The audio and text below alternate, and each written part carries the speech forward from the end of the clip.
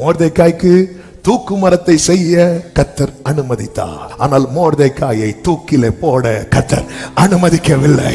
யோசேப்பை குழியிலே தூக்கி போட கர்த்தர் அனுமதித்தார். ஆனால் அந்த குழியை மூடி போட கர்த்தர் அனுமதிக்கவில்லை. சாத்தானை யோபுவை தொட கர்த்தர் அனுமதித்தார். ஆனால் ஜீவனை எடுக்க கர்த்தர் அனுமதிக்கவில்லை. சாத்ராக், மேஷாக், ஆபேத்நேகோவை அக்கினி சூளையிலே போட கர்த்தர் அனுமதித்தார். ஆனால் அந்த அக்கினி அவர்களை பலன் செய்ய கர்த்தர் அனுமதிக்கவில்லை. தானியேலை சிங்க கபியிலே தூக்கி போட கர்த்தர் அனுமதித்தார். ஆனால் சிங்கங்கள் அவனை பட்சிக்க கர்த்தர் அனுமதிக்கவில்லை. பேதுருவை தண்ணீரிலே தாழ கர்த்தர் அனுமதித்தார். ஆனால் தண்ணீரிலே மூழ்க கர்த்தர் அனுமதிக்கவில்லை.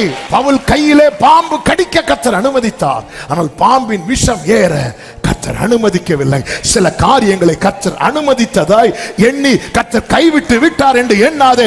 அனுமதிக்காத சில காரியங்கள் இருக்கிறது. எனவே நாம் உயிரோடு இருக்கிறோம். ஹalleluya. சில காரியங்களை அனுமதித்தது உண்மை. ஆனால் அதே நேரத்தில் அவர் அனுமதிக்காத காரியம் இருக்கிறது. அதை தான் யோபு கிட்ட சொன்னார். சமுத்திரம் எழுந்து வரும்போது அதை மணலினாலே எல்லையை போட்டவர் யார்? இவ்வளவு பெரிய சமுத்திரத்துக்கு நான் ஒரு எல்லையை போட்டு இருப்பேன் என்றால், யோபுவே, உன் வாழ்க்கையில சிலதை அனுமதித்தது உண்மை. ஆனா சில காரியம் அனுமதிக்காததுனாலதான் இன்னைக்கு நீ சாட்சியா நிக்கிற. எனக்கு ஜீவனை தந்ததும் அல்லாமல் எனக்கு தயவும் பாராட்டினீர். உம்முடைய பராமரிப்பு நல்ல கைகளை சட்டி